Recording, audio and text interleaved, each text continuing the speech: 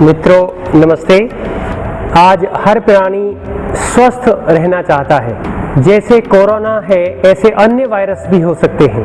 इनका शरीर पर होने वाले दुष्प्रभाव से बचने के लिए हमारे पास एक ही रामबाण औषधि है, जो हमारी औषधि है हमारा प्राण तत्व। हमारे प्राण तत्व को प्रबल बनाने के लिए, हमारे इम्यूनिटी पावर को स्ट्रॉन्ग करने के लिए हमें आसनों का अभ्यास करना चाहिए।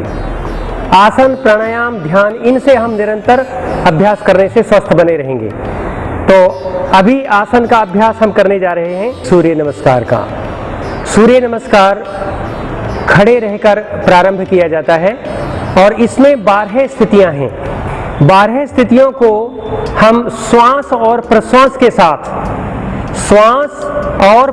के साथ एक एक एंगल पर हम एक्शन करेंगे और वहां पर हम अपने शरीर के भीतर अंग प्रत्यंग पर ध्यान करेंगे, अर्थात वहां कंसंट्रेट हो जाएंगे और ऐसा करते हुए हम उस भावना को वहां संप्रेषित करेंगे कि ऐसा श्वास लेने से प्राण शक्ति मेरे इस अंग को पुष्ट बना रही है। अर्थात हम 12 स्थितियों में 12 बार अपना ध्यान वहां केंद्रित करें जिस अंग प्रत्यंग के लिए वह स्थिति निर्मित हुई है। ऐसे करके सूर्य नमस्कार के बहुत सारे लाभ इस शरीर पे प्रत्येक अंग प्रत्यंग को मिलते हैं और सूर्य नमस्कार के करने से सर्वांगीण स्वास्थ्य हमें प्राप्त होता है। सारे व्यायाम इसके अंदर छुपे हुए हैं। तो कोरोना जैसी बीमारी के लिए भी इसका बहुत सारा लाभ है, क्योंकि बॉडी में स्टेमिना इससे तैयार होगा, स्टेमिना बनेगा।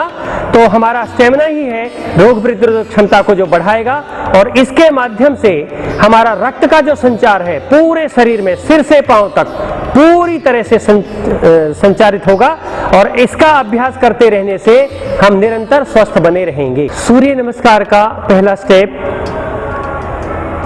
विनम्रता के साथ में दोनों हाथ नमस्कार की मुद्रा में, यहाँ विनम्र भाव पैदा होते हैं, मन एकदम प्रफुल्लित रहता है। इसके बाद में दूसरा अभ्यास है हस्तोत्तान आसन। हाथ दोनों ऊपर जाते हैं और ऊपर जैसे हाथ जाएंगे तो श्वास भी भरा जाएगा। श्वास को भरते हुए हमारे फेफड़े पूरी तरह से भर जाएंगे उस श्वास से जिसमें हमें अधिक ऑक्सीजन प्राप्त होगा। तीसरा अभ्यास है पाद हस्तासन। दोनों हाथ श्वास छोड़ते हुए ऊपर से नीचे की ओर और पैरों के आजू बाजू में लगाकर सिर को घुटनों से लगाया जाता है। इसके करने से हमारा श्वास बाहर निकलते निकलते पूरा रक्त का संचार ब्रेन की ओर आता है। तीसरा अभ्यास यहां संपन्न हुआ। चौथे अभ्यास में दाहिना पैर पीछे की ओर जाएगा और दोनों हाथ पैर के आजू बाजू में लगे हुए रहेंगे। यहाँ पर अर्धभुजंग आसन की स्थिति रहेगी। एक पांव पीछे रहेगा और श्वास को पूरा भर लिया जाएगा। चेस्ट को फुलाते हुए जब देखते हैं तो हमारा सीना, हमारे फेफड़े ये इस ऑक्सीजन के भरने से स्वस्थ बनते हैं। दूसरा पैर अगली स्थिति में पीछे जाएगा और पर्वतासन की स्थिति में आ जाएंगे। पर्वतासन की स्थिति में एड़ी भी नीचे टिकी हुई रहेंगी और पूरा श्वास छोड़ करके हमारा ध्यान नाभि पर रहेगा और रक्त का संचार सिर की ओर आएगा, ब्रेन की ओर आएगा। और जैसे ही ब्रेन की ओर संचार आएगा तो उस समय हमें आंख बंद कर लेनी चाहिए। यदि चक्कर आते हैं तो आंख बंद नहीं करनी चाहिए।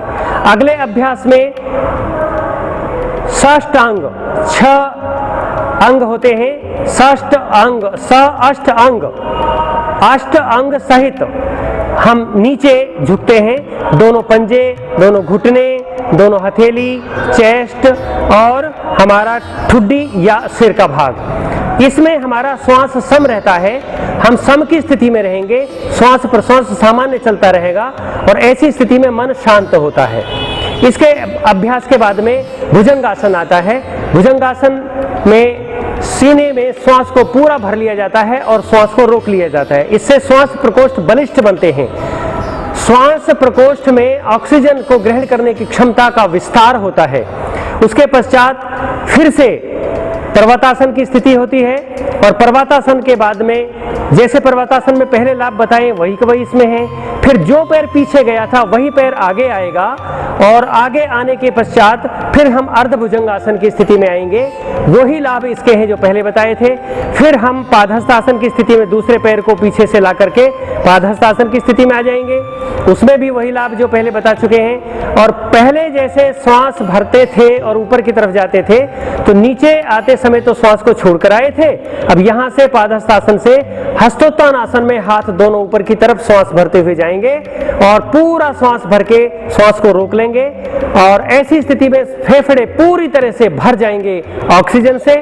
श्वास छोड़ते हुए हाथ दोनों नमस्कार की मुद्रा में, ये 12वीं स्थिति है। इसके पश्चात विश्राम की स्थिति में दोनों हाथ नीचे आते हैं। ये सूर्य नमस्कार का क्रम 12 स्थिति का संपन्न हुआ।